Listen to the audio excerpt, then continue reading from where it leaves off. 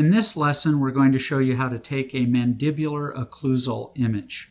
So we're going to be using metal retractors and an occlusal mirror. The mirror that we're going to use has a handle on it, and just like the mirror that we used in the buccal shots, this one is made by Photomed International. The mirrors have a narrow side and a wide side. When we're taking a mirror shot, whether it's upper or lower, I want to use the widest mirror that I can fit in the patient's mouth. I do that for two reasons. One, it's easier to get all of the teeth in the mirror, and secondly, a wider mirror helps push tissue out of the way. So I'm going to give Scott these retractors, and I'm going to ask him to put them in the corners of his mouth, and then he's going to pull down and out. The reason I want him to pull out is I want the tissue away from his lower anterior teeth. Elisa is going to place the mirror in his mouth.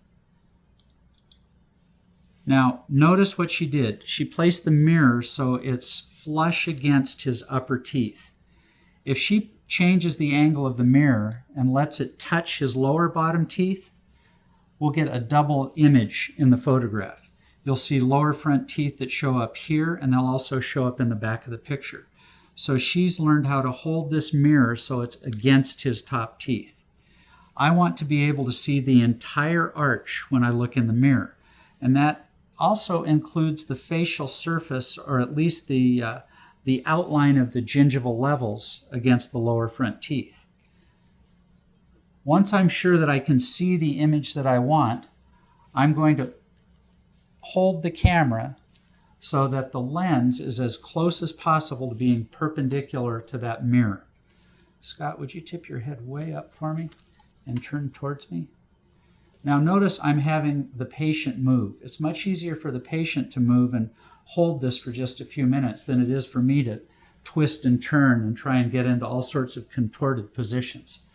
So I see the image. My camera's all set up. I frame it, and I shoot. You can take that out now, and take that out.